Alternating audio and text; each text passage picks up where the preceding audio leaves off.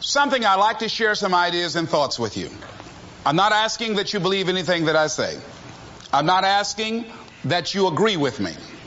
I'm merely asking that you stand on and in the conversation that we'll share with you this evening.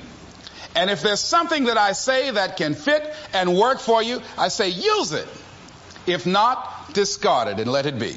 Is that all right? Yeah. Say, that's fair enough. Very good. All right. One of the things I have realized, and many of us have, that if you want something out of life, if you want to change yourself, if you want to acquire something, if there's some goal that you want to reach, that is really not easy as some people will make us feel.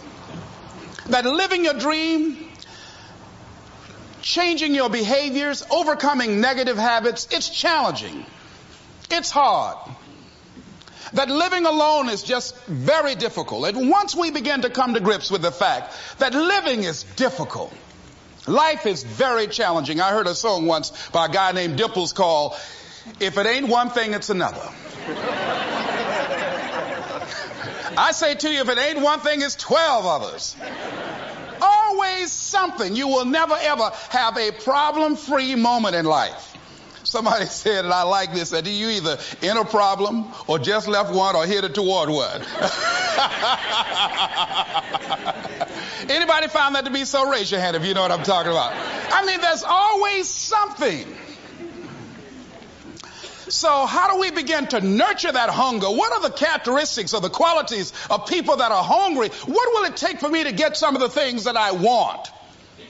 And being hungry for those things. Number one, you've got to work on yourself. It's very important that you engage in an ongoing process to develop you. Spend more time on yourself than what you've been spending. It's very important. You owe that to yourself. I was reading a book by Og Mandino called The University of Success. Read one line, gave me a chill. I didn't have to read anything else in the book. He said, many of us never realize our greatness because we become sidetracked by secondary activity. We spread ourselves too thin. Don't know how to say no. And we find ourselves doing all kinds of things and never ever have time to do those things that we need to do to work on ourselves. And then there goes a second. There goes another second. There goes another second. And we can't stop and hold time. And before you know it, you wake up one day and you're behind in your dreams and your bills.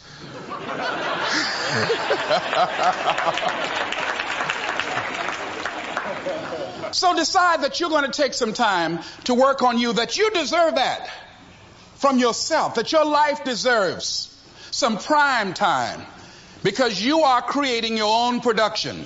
As Michael Todd would say, you are the star of your show. You are the director. You're writing the script.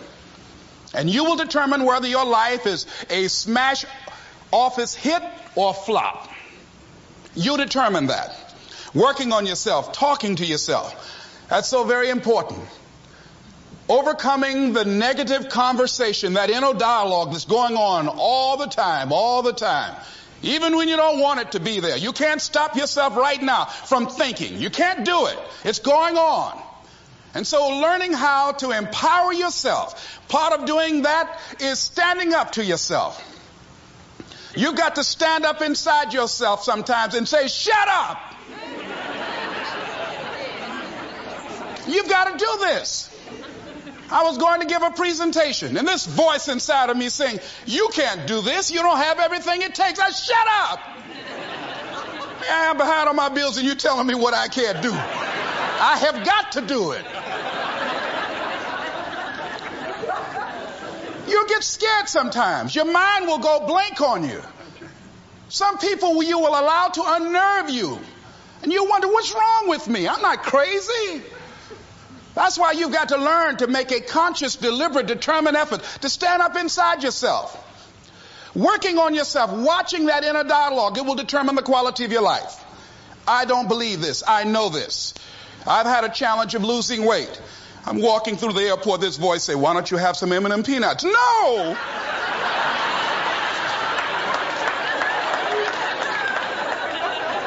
Well, just one. Then after you eat that, you might as well have a Snicker now, you sucker. mean, it's challenging. My mother fixed a kind of sweet potato pie you can't eat with your shoes on. Have to take your shoes off so you can wiggle your toes. It sticks on my fingers. It says, eat it. One little bite won't hurt. That voice, constantly. Little demons from Colonel Sanders driving my car in there. I had to say, no. I'll diet tomorrow. I saw a skinny man get hit by a truck. Had he had a little bit more weight, he might have lived, you know.